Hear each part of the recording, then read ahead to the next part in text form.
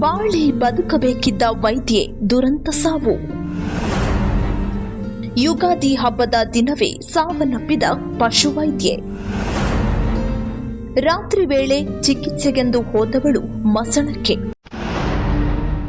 ನೀರಾನೆ ದಾಳಿಗೆ ಯುವ ಪಶುವೈದ್ಯೆ ಬಲಿ.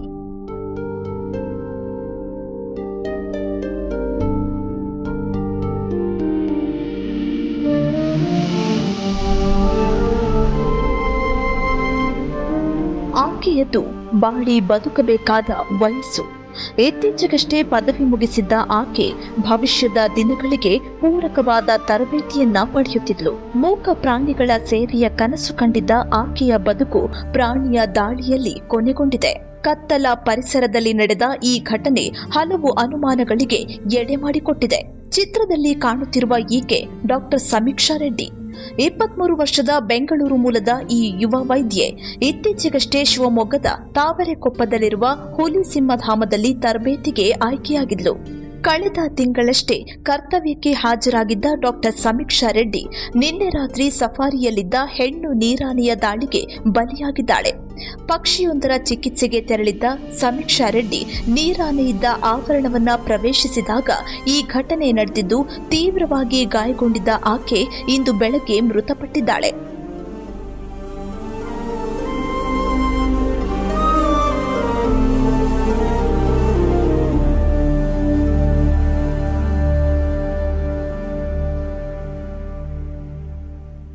ನೀರಾನೆಯ ದಾಳಿಯಿಂದ ಕರುಳು ಮತ್ತಿತರ ಭಾಗದಲ್ಲಿ ತೀವ್ರ ರಕ್ತಸ್ರಾವದ ಕಾರಣ ಚಿಕಿತ್ಸೆ ಫಲಕಾರಿಯಾಗದೆ ಸಮೀಕ್ಷಾ ರೆಡ್ಡಿ ಕೊನೆಯುಸಿರೆಳೆದಿದ್ದಾಳೆ ಎಂದು ಸಫಾರಿಯ ಕಾರ್ಯನಿರ್ವಾಹಕ ನಿರ್ದೇಶಕ ಅಮರಾಕ್ಷರ ತಿಳಿಸಿದ್ದಾರೆ.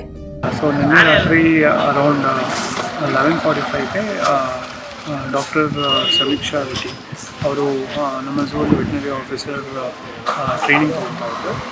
ಸೊ ಅವ್ರ ಮೇಲೆ ಹಿಪ್ಪು ದಾಳಿ ಮಾಡಿದೆ. ಸೊ ಆ ಇಂಜುರಿ ಆಗಿರೋ ಕಾರಣ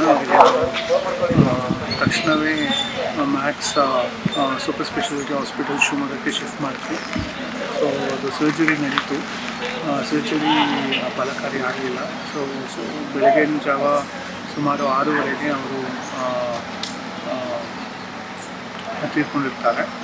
ಒಳಗಡೆ ಅದು ಮರೆಯೋಕ್ಕೆ ಸಾಧ್ಯತೆ ಇದೆ ಅಂತ ಡಾಕ್ಟರ್ ತಿಳಿಸಿದರು.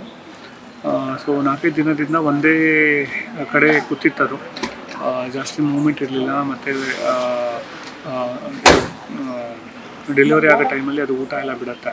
ಸೊ ಅದರಿಂದ ನ್ಯಾಚುರಲ್ ಬಿಹೇವಿಯರ್ ಅದು. ಸೊ ಅದು ಸುಮಾರು ಮೂವ್ಮೆಂಟ್ ಇಲ್ಲಿರೋ ಕಾರಣ ಮೋಸ್ಟ್ಲಿ ಅವರು ಹೂವೇ ಮಾಡ್ಕೊಂಡು ಅದು ಎದ್ದು ಬರಲ್ಲ ಅಂತ ಎನ್ಕ್ಲೋಜರ್ ಒಳಗಡೆ ಇಳಿದಿದ್ದಾರೆ. ಸೊ ಅದೊಂದು ಬಾಡಿ ಟೆಂಪ್ರೇಚರ್ನ ಚೆಕ್ ಮಾಡೋಣ ಮತ್ತು ಅದೊಂದು ಫೀಟರ್ಸು ಟೆಂಪ್ರೇಚರ್ ಚೆಕ್ ಮಾಡೋಕ್ಕೋಸ್ಕರ ಅಂತ ಇಳಿದಿದ್ದಾರೆ ನಮ್ಮ ನೈಟ್ ಡ್ಯೂಟಿ ಸ್ಟಾಫ್. ಸೊ ಅದರಿಂದ ಅದು ಆಕಸ್ಮಿಕವಾಗಿ ಹಿಪ್ಪೋ ಅವ್ರ ಮೇಲೆ ದಾಳಿ ಮಾಡಿದೆ. 23 ವರ್ಷದ ಯುವ ವೈದ್ಯೆ ಸಮೀಕ್ಷಾ ರೆಡ್ಡಿಯ ಸಾವು ಈಗ ಹಲವು ಅನುಮಾನಕ್ಕೆ ದಾರಿ ಮಾಡಿಕೊಟ್ಟಿದೆ. ಪಕ್ಷಿಯೊಂದರ ಚಿಕಿತ್ಸೆಗೆಂದು ತೆರಳಿದ್ದ ಸಮೀಕ್ಷಾ ರೆಡ್ಡಿ ಯಾರ ಅನುಮತಿಯೂ ಇಲ್ಲದೆ ಅಪಾಯಕಾರಿ ಪ್ರಾಣಿ ಎನಿಸಿರುವ ನೀರಾನೆಯಿದ್ದ ಜಾಗಕ್ಕೆ ಕೇಜಿನ ಬೀಗ ತೆಗೆದುಕೊಂಡು ಒಳಗೆ ಪ್ರವೇಶಿಸಿದ್ದಾದ್ರೂ ಹೇಗೆ ಎಂಬುದು ಅನುಮಾನ ಮೂಡಿದೆ. ಈ ಸಂಬಂಧ ತುಂಗಾನಗರ ಪೊಲೀಸ್ ಠಾಣೆಯಲ್ಲಿ ಪ್ರಕರಣ ದಾಖಲಾಗಿದ್ದು ತನಿಖೆ ನಡೆಯುತ್ತಿದೆ.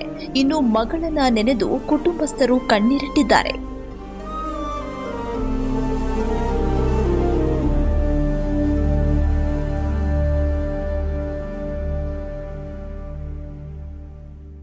ಸರ್ ಅಪಾಯಿಂಟ್ ಆಗಿ 1.5 month ಆಗಿದೆ sir. She is A trainee sir. Train ಹೌದು. 3 months ಅಪ್ರೆಂಟಿಂಗ್ಸಲ್ಲಿ ಬಂದಿದ್ದಾಳೆ. ಅವಳು ಮತ್ತು ಅವಳ ಜೊತೆ ಇನ್ನೊಬ್ಳು ಬಂದಿದ್ದಾರೆ. ಇಬ್ಬರು ಬಂದಿದ್ದಾರೆ. ಇಬ್ಬರಲ್ಲಿ ಒಬ್ಬರನ್ನ ಆಮೇಲೆ ಫೈನಲ್ ತಗೋತಾರೆ. ಸೊ ಇವಳೊಬ್ಬಳೇ ಇದ್ಲು. ನಿನ್ನೆ ಇವಳ ಜೊತೆ ಒಂದು ಹುಡುಗ ಇದ್ದಂತೆ. ಇಷ್ಟು ಇನ್ಸಿಡೆಂಟ್ ಆಗಿದೆ ಸರ್. ಹೌದು ಸರ್, ಇರಬೇಕು. Actually she is A trainee. ಅದೇ ನನಗೆ ಅರ್ಥ ಆಗ್ತಿಲ್ಲ. ಅದು ಅವಳನ್ನ ಹೆಂಗೆ ಬಿಟ್ಟರು ಅದು ಏನು ಹಿಪ್ಪೋಪೊಟಮಸ್ ಹತ್ರ ಬಿಟ್ಟಿದ್ದಾರೆ ಅಂದರೆ ಅದೇ ಗೊತ್ತಾಗ್ತಿಲ್ಲ. ಇದು ಸಣ್ಣ ಪುಟ್ಟ ಬರ್ಡ್ಸ್ ಅಂದರೆ ಒಂಥರ, ಹಿಪ್ಪೋಪೊಟಮಸ್ ಮುಂದೆ ಬಿಟ್ಟಿದ್ದಾರೆ. ಏನೋ ಆಗೋಗಿದೆ ಸರ್, ಏನೋ ಅಂತ ಗೊತ್ತಾಗ್ತಿಲ್ಲ ಸರ್.